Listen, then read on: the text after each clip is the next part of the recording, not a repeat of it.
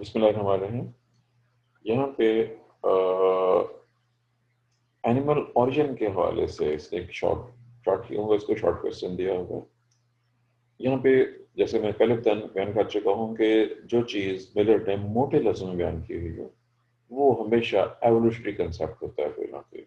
और जैसा कि अभी रिसर्च हो चुका है, एवोल्यूशन के कंसेप्ट टाइम के साथ साथ चेंज होते रहते हैं। यहाँ पे एक पॉइंट उसने इंडिकेट किया है कि जो जानदारों का एवोल्यूशन है ये मोनोफाइलेटिक है या पॉलीफाइलेटिक। ये दोनों लफ्ज आप चैप्टर 16 में स्टडी कर चुके हैं। मोनोफाइलेटिक और पॉलीफाइलेटिक ओरिजिन डिस्कस हो चुका होगा है, इसलिए मैं इसको दोबारा यहाँ पे एक्सप्लेन नहीं करूँगा। सिर्फ आपको याद दिलाना मकसद है कि ये चीज़ें जो आपने पढ़ी हुई हैं उनको अपने याद भी रखना है। वहाँ पे बाकायदा 2 क्लैडोग्राम बनी हुई हैं, उन क्लैडोग्राम के ऊपर फिर रिवाइज कर लीजिएगा। याद रखिएगा कि अगर हम प्रोटिस्टा की बात करते हैं उनमें इतने ज़्यादा डिफरेंसेस हैं कि सिर्फ अगर हम प्रोड्यूसर की बात करें तो उनका एवोल्यूशन हम कहेंगे कि वो मोनोफाइलेटिक है।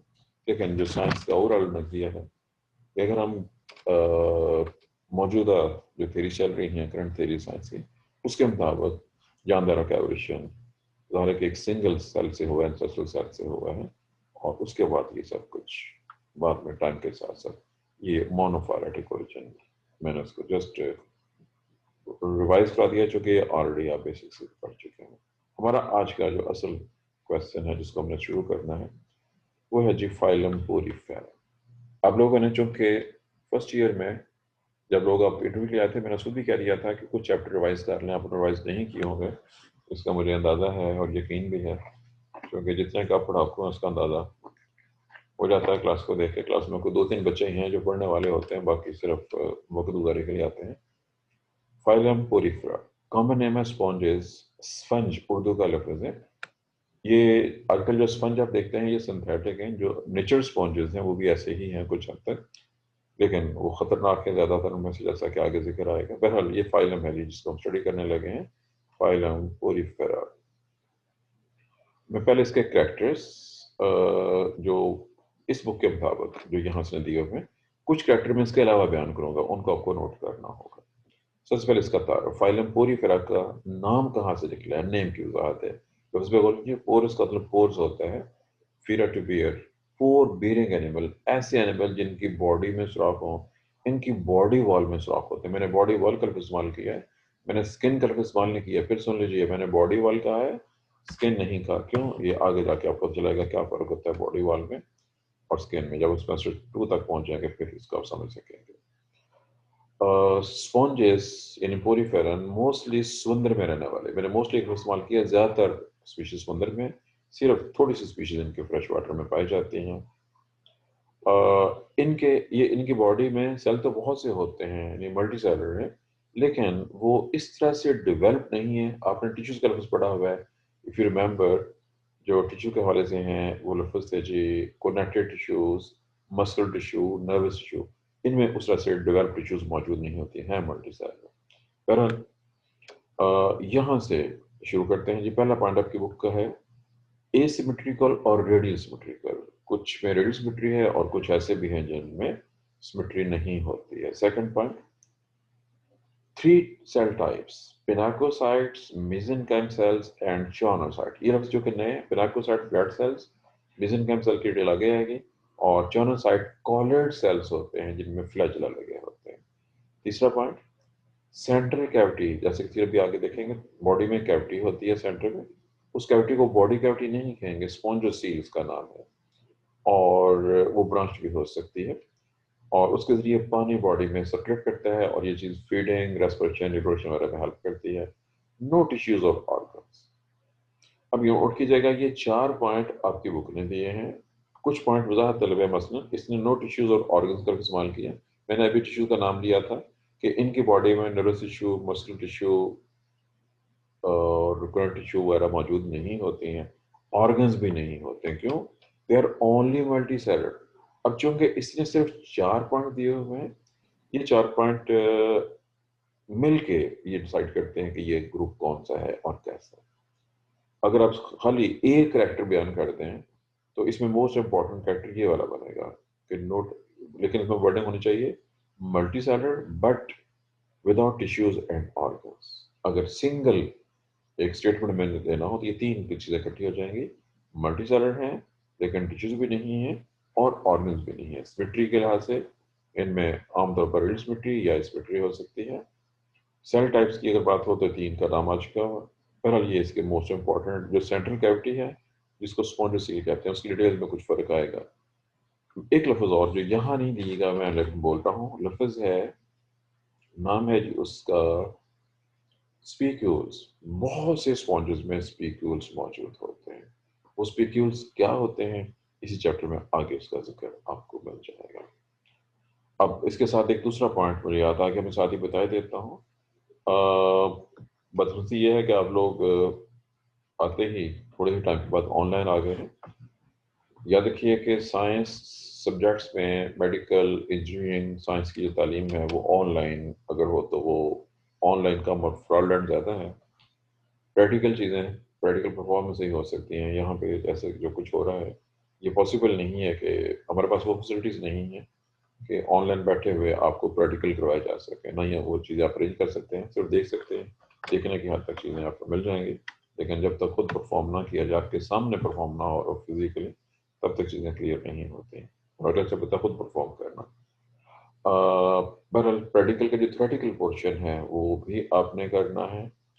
और वो क्या है, आपने एक तो प्रैक्टिकल की नोटबुक्स लेनी है। हर बच्चे के पास प्रैक्टिकल नोटबुक होनी चाहिए। इस वक्त मार्केट में बहुत सी प्रैक्टिकल नोटबुक्स अवेलेबल हैं। अब चूंकि आपकी क्लास में कम कम बेश 45 के करीब बच्चे मेरे ख्याल में मौजूद हैं। आमतौर पर टीचर होते हैं कि वो कहते हैं जी बस ये फलां वाली कॉपी ले रहे हैं। मैंने ऐसा नहीं कहना, बल्कि मैंने आपको ये बताना है कि मार्केट में जो कॉपीज मौजूद हैं, नंबर वन पे कारवान वालों की कॉपी है। नंबर वन पे कारवान वालों की कॉपी है। नंबर टू पे इल्मी वालों की कॉपी, ये दोनों अवेलेबल है मार्केट में। नंबर थ्री पे शिवपुरा से नहीं मिलेगी। अगर आप किसी भी दुकानदार को कहते हैं वो आपको लाहौर से ला देगा। रामे एक बड़ा मशहूर है, आपने बहुत सी किताबें देखी होंगी उसकी, उसने भी अपनी कापियां प्रिंट करवा दी हैं और अजीम वालों ने भी अपनी कापियां प्रिंट करवा दी। अब जो अपनी कापी ले ली है उस पर हमने ये ध्यान रखना है, प्रॉब्लम्स में ये पैदा होती है कि बेसिकली ये कापियां लिखी जाती हैं BSc के लिए। फिर सुन लें, प्रैक्टिकल की ज्यादा कापियां BSc के लिए लिखी गई हैं। आमतौर पर BSc और BS के पहले 2 साल का सेमेस्टर सेम होता है। फिर सुन लें, आमतौर पर जो BSc जोलॉजी है और जो BS जोलॉजी है, उन BSc 2 साल की होती है, BS जोलॉजी 4 साल का। उसके जो पहले 2 साल है वो सेम वही है BSc वाले। लेकिन इस पेपर पे जो हम पढ़ रहे हैं इस वक्त जोलॉजी, हम जोलॉजी पढ़ रहे हैं। पेपर का नाम है इनवर्टिब्रेट जोलॉजी। इस पेपर का नाम है इनवर्टिब्रेट जोलॉजी। लेकिन BS के सिलेबस में जोलॉजी भी शामिल है और जेनेटिक्स भी शामिल है। इसका मतलब ये है कि एक्चुअली आप एक पेपर नहीं बल्कि आपने एक सेमेस्टर के अंदर 2 पेपर्स पढ़ने हैं। और अब इसका सिलेबस बनाने वाले कौन है, उन्होंने ऐसा क्यों किया है, इसके बारे में मैं कुछ नहीं कह सकता हूँ। मजबूरी है कि आपने सिलेबस के मुताबिक पढ़ना भी है और कॉपी भी तैयार करनी है, पेपर भी तैयार करना है। जो मार्केट में BSc वाली कॉपी है उसमें जेनेटिक्स नहीं है। आपने या तो ढूंढ के चेक करके लेना है कि ऐसी कॉपी हो जिसमें बाकायदा BS लिखा हो सेमेस्टर 1 पंजाब हिस्ट्री के हवाले से। और आपने उसको चेक कर लेना है कि उसमें प्रोटोजोआ पोरिफेरा जो हम ये पढ़ रहे हैं इसके आगे मुख्तलिफ फाइल्स हैं, उनके एनिमल्स की तस्वीरें मौजूद हैं और जेनेटिक्स सर के प्रैक्टिकल्स भी मौजूद हैं। सर जी सर कॉपीज तो हमने ले ली है। क्या है कॉपीज तो ले ली है, मैम ने लगवा दी थी कॉपीज। जी। अब सुन लीजिए जो मैं कह रहा हूँ, चेक कर लीजिए, अपनी कॉपी को चेक कर लें उसमें जेनेटिक्स है कि नहीं है। अगर उसमें जेनेटिक्स नहीं है तो फिर आपने चूंकि वो कॉपी गलत ले ली हुई है तो फिर आपको पेपर C की कॉपी भी साथ लेनी पड़ेगी। उसमें जेनेटिक्स के एक्सपेरिमेंट में चंद एक्सपेरिमेंट बता देता हूँ। उसमें आपको माइटोसिस और मियोसिस के एक्सपेरिमेंट नजर आ जाएंगे। जब आप जेनेटिक्स वाली कॉपी जो कि पेपर C है BSc का, वो कॉपी मार्केट से लेंगे तो उसमें चूंकि जो कॉपी आपके पास है उसको आप खुद चेक कर लीजिए। जिन बच्चों ने कॉपी नहीं ली है, फिर सुन लीजिए, जिन बच्चों ने अभी तक प्रैक्टिकल की नोटबुक नहीं ली है वो BSc वाली कॉपी नहीं लें, बल्कि कारवान या किसी और कंपनी की वो कॉपी चेक करके लेनी है जिसमें इनवर्टिब्रेट और जेनेटिक्स दोनों के, फिर सुन लें, इनवर्टिब्रेट्स के भी, फाइलम के नाम में बोल देता हूँ, फाइलम प्रोटोजोआ पोरिफेरा, उसके बाद निडेरिया, प्लेटीहेल्मिन्थेस, एनिडा, मोलस्का, आर्थ्रोपोडा, ये वो फाइलम्स हैं मशहूर मारूफ जिसमें इनके जानदार भी हों और जेनेटिक्स के एक्सपेरिमेंट भी हों। अगर आप ले चुके हुए हैं तो फिर आपको पेपर सी की कॉपी, अगर नहीं है उसमें जेनेटिक्स एक्सपेरिमेंट, तो पेपर सी वाली कॉपी भी साथ लेनी पड़ेगी जिसमें जेनेटिक्स के एक्सपेरिमेंट दिए गए हुए हैं।